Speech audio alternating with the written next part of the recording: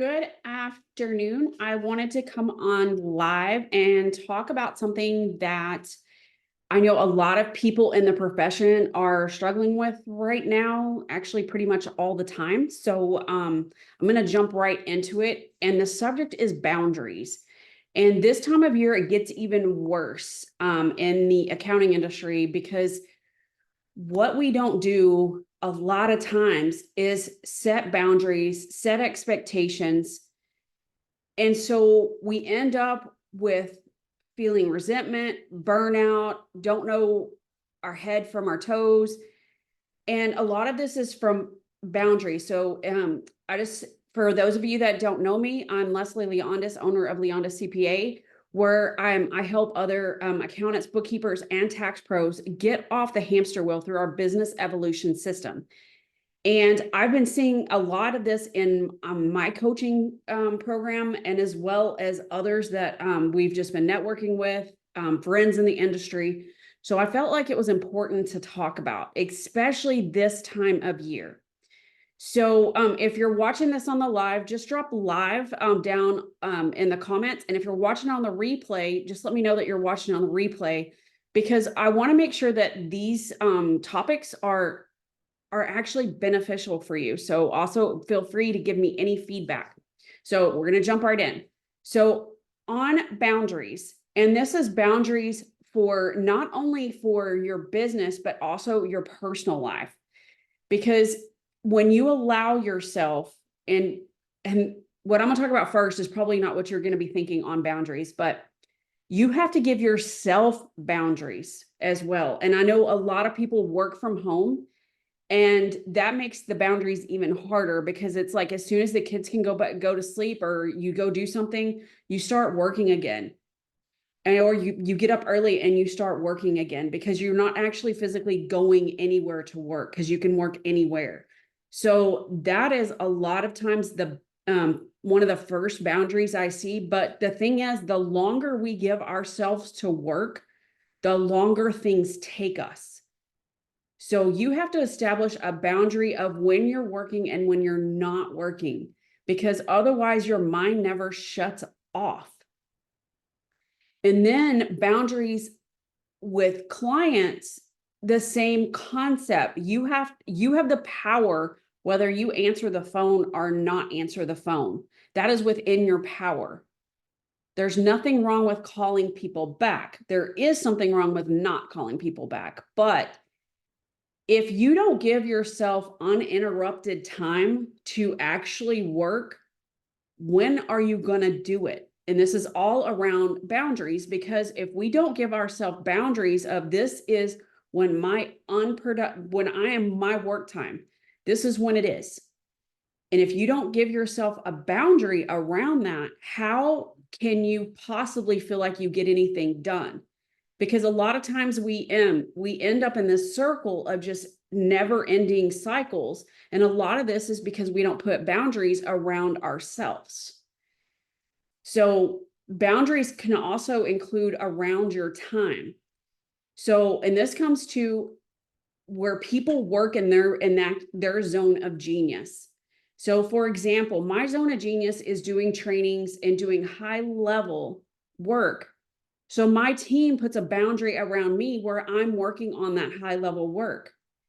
My team that does marketing, I put a boundary around them where they're doing their type of work. Not that we don't cross train or anything like that, but that is their zone of genius. So try to keep people in their zones of genius, because that is just an effective way to run a business. While they're all cross trained and they can step in each other's toes, but if you are going from marketing to sales to trying to do a tax return to trying to do accounting to try to do all these things in one day, that's why you're exhausted. So we have to put boundaries around our time.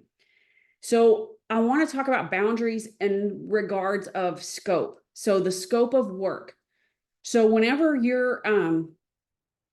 we had this conversation in our leadership training yesterday, and it amazed me at the amount of money that they acknowledged because of the boundaries that they don't set, of money that they're losing. or money they can't collect. So if you think about scope, and if you aren't putting the boundaries around your engagements, and if you don't have engagements, that's part of your problem too. But the amount of money that they're leaving on the table was over 6 figures. So how much money are you leaving on the table by not putting in boundaries with your engagements? So, and I know from personal experience, that was a huge cost to my own firm. So that's why I talk about boundaries this way, because we all talk about boundaries like, well, a client doesn't need to be doing this and they don't need to be doing this, but we allow it. But we don't realize how much money it's actually costing us when we do it. So, and I'll use an example is a client needs something now. Is it in their engagement, or you just do it and not even think about it? So for example, a client messaged me and she's like, hey, I'm working on my financials for this year's and I don't understand my budgeting and I don't understand this. Most accountants' prime response is just to answer the question to move them on. But if it's not in their scope of engagement, you have to stop yourself and you have to put that boundary in. So when that client told me that, I was like, hey, let's do a meeting to talk about that. And then she said, because she's used to the boundary of the engagement, she said, I know that's not part of my engagement, but I would love to talk about what that looks like. That's a completely different conversation, but I had put the boundary in place by charging her for the additional services as she requested them. So she knew it going in, so it wasn't a hard conversation. But when you don't put the boundary in to start with, that's what causes a lot of the problem. And that's where we start losing money, because we're giving away all these services for free. And that comes down to, the boundary comes down to, you don't know how to price. So therefore you don't enforce the boundary. So if this is true, let me know in the comments, because otherwise I will do some more trainings around this if these are things that are true. So let me know in the comments, is this true for you? The reason why you struggle with boundaries is because of the lack of confidence in your pricing. So that's part of the issue.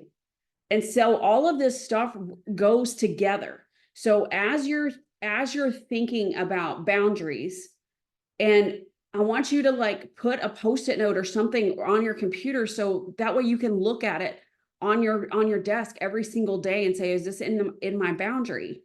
And you also have to have a boundary around time for yourself, because if you don't make time for yourself, that is what is causing burnout in the accounting industry, because most people are not getting time for themselves. So make sure you're making time.